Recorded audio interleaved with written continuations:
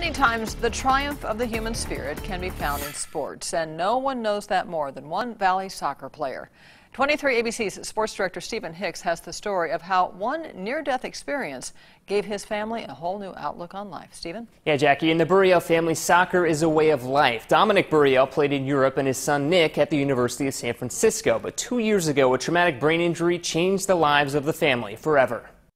Few soccer families are as close as the Burriels. Nick played for the Olympic development team before getting a scholarship to play at the University of San Francisco. Some coaches think they have a crystal ball and they say you're not good enough. And, you know, he obviously got some of that, but he kept pushing, worked hard, and made his dream come true. But in November of 2013, that dream turned into a nightmare. At a restaurant in Fresno, Nick was assaulted and knocked unconscious. He went into cardiac arrest, and doctors say he was clinically dead for 25 minutes. It's the news you never want to hear as a parent. Regardless of what we went through, it was nothing in comparison to what Nick had to go through. I was in the bed for a few weeks until I walked.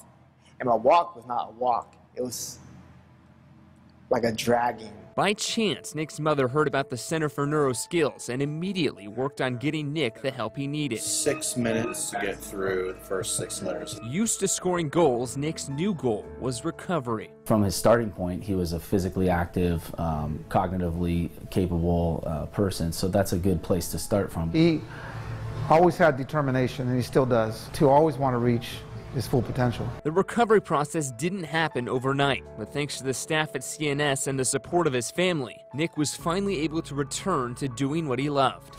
Despite doctors saying he would never be able to walk or talk again, Nick wrote his own story. This journey is not a 100-yard sprint, it's a marathon, and that marathon is grueling sometimes. While Nick's back to sprinting, he also checked off the other part of Dad's analogy. 2 weeks ago, he completed his first half marathon. He actually took some pride in, the scrape on his knee and, the dirt on his elbows and everything, because it's like, I fell down, I got up, and I finished. So while Nick's college playing days may have been cut short, he's found a new perspective and is ready to cheer on his younger brother. I'll do what my brother did. I'll be a D1 college soccer player, and I'm going to do it for him. I know what it's like to not walk or talk.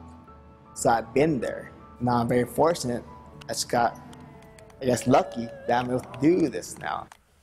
And Nick has been living in a semi-independent facility at CNS, and his caregivers think he's ready for the next big step, that's living on his own again.